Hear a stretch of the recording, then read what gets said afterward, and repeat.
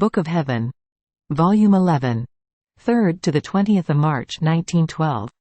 Page 10–16. March 3, 1912.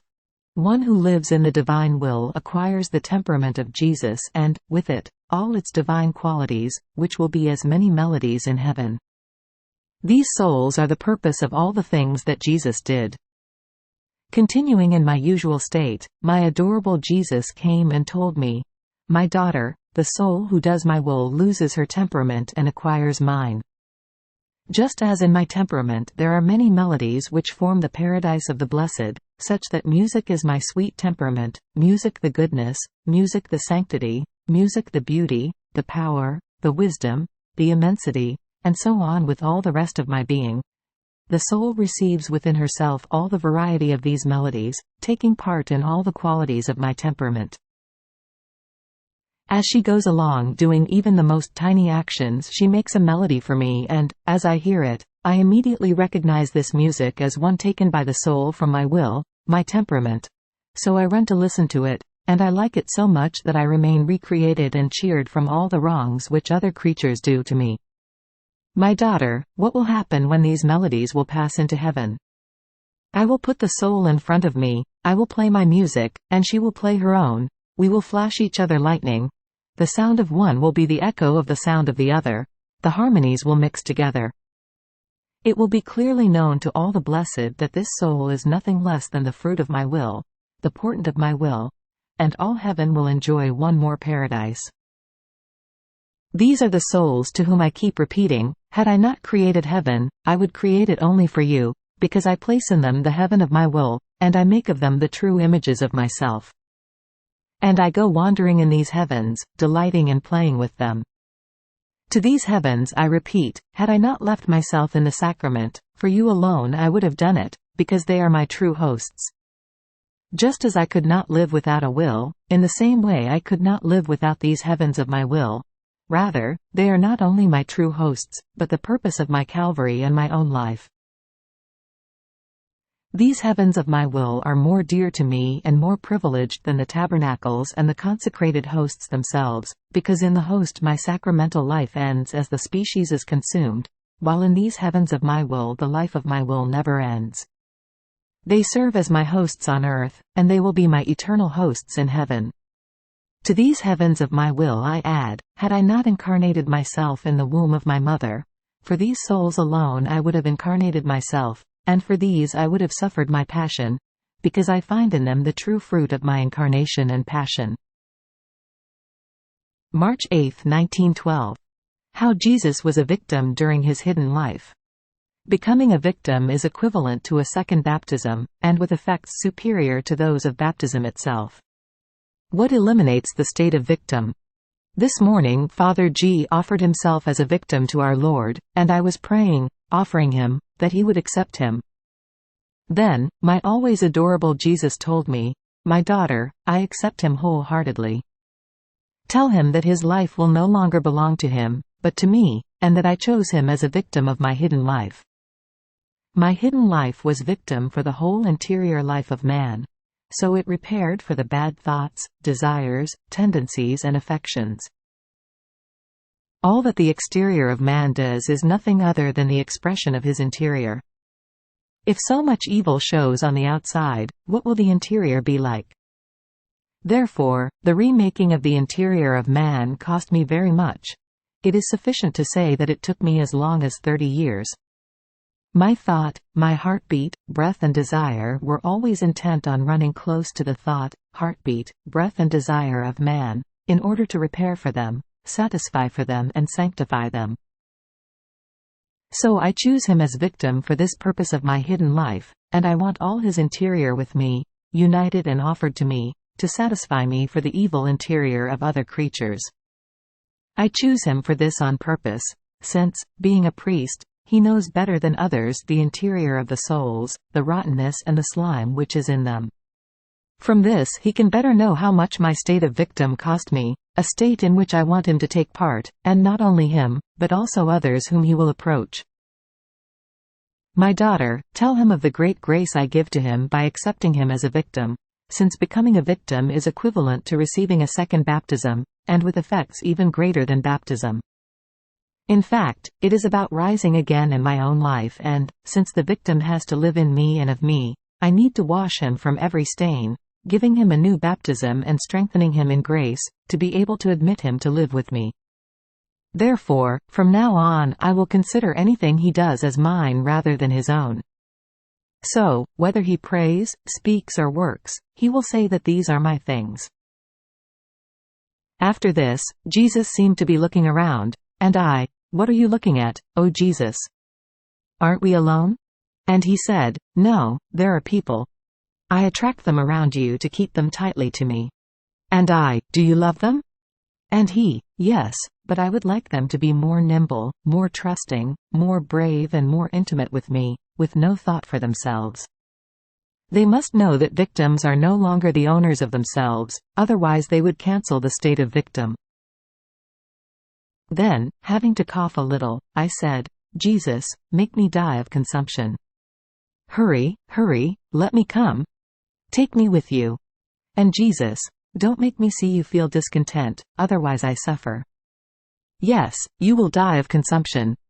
Just a little longer, and if you won't die of physical consumption, you will die consumed of love. Please, do not get out of my will, for my will be your paradise, or better still, the paradise of my will. For as many days as you will be on earth, so many paradises will I give you in heaven." March 13, 1912. The victim baptism by fire has effects superior to the baptism by water.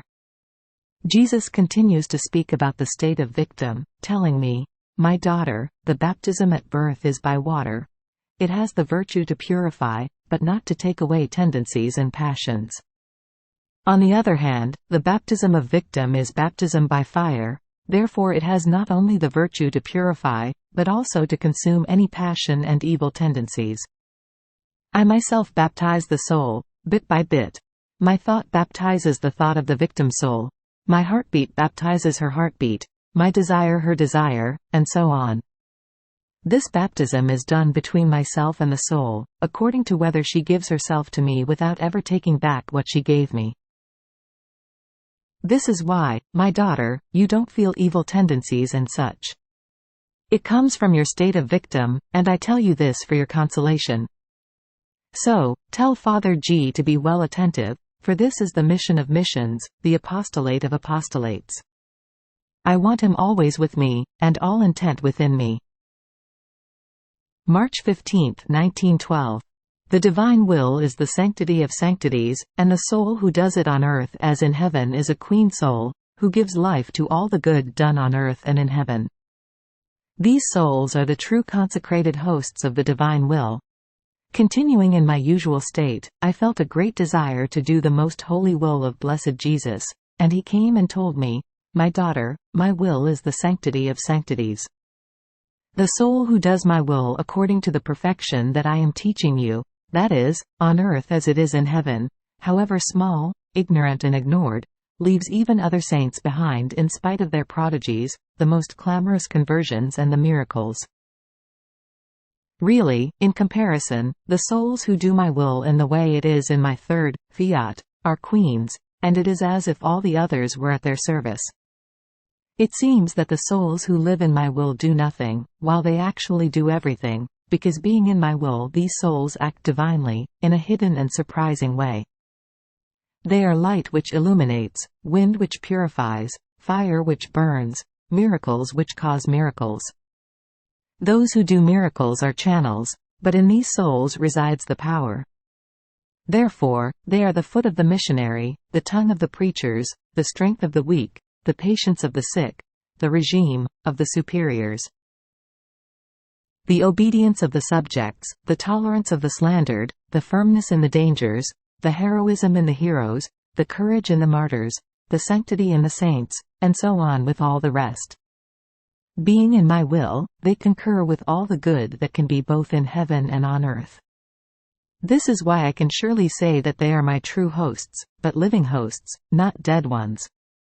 The accidents that form the host are not full of life, neither do they influence my life, but the soul who lives in my divine will is full of life and, doing my will, she influences and concurs with all that I do. This is why these consecrated hosts of my will are more dear to me than the very sacramental hosts, and if I have reason to exist in the sacramental hosts, it is to form the sacramental hosts of my will. My daughter, I take such delight in my will that, in simply hearing talk about it, I feel overjoyed and I call the whole of heaven to make feast. Imagine what will become of those souls who will do it. I find in them all the joys, so I give all the joys to them. Their life is the life of the blessed. They care about, desire and yearn for two things only: my will and love. They need to do very little else, while in fact they do everything. The virtues themselves remain absorbed in my will and in love. Therefore, they have nothing to do with them, since my will contains, possesses and absorbs all, but in a divine manner, immense and endless. This is the life of the blessed. March 20, 1912. Everything is in giving oneself to Jesus, and in doing His will in everything. Finding myself in my usual state, my always adorable Jesus made Himself seen as all sorrowful, and said to me, "My daughter, they do not want to understand that everything is in giving oneself completely to me, and in doing my will in everything. Once I have obtained this, I myself keep pushing the souls, telling them, each and every one, 'My daughter, take this enjoyment, this comfort, this relief, this refreshment.' With this difference, if they had taken those permissible pleasures before they were giving themselves to me in everything, and doing my will always and in everything, they were human things, but after, they are divine actions. Since they are my things, I no longer feel jealous, and I say to myself, if she takes a legitimate pleasure, she takes it because I want it. If she deals with people about some business, if she legitimately converses, it is because I want it. If I didn't want it, she would be ready to stop. So I put everything at her disposal, because all she does is the effect of my will, no longer of her own will. Tell me, my daughter, what have you lacked since you gave yourself completely to me? I gave you my flavors, my pleasures and all of myself for your contentment. This, in the supernatural order. But neither did I let you lack anything in the order of faith, confessors, communions, and the rest. Even more, since you wanted only me, you yourself did not want confessors so often. But I didn't listen to you. I wanted everything in abundance for the one who wanted to deprive herself of all for me. Daughter, what pain I feel in my heart in seeing that souls do not want to understand this, even those who are said to be the best.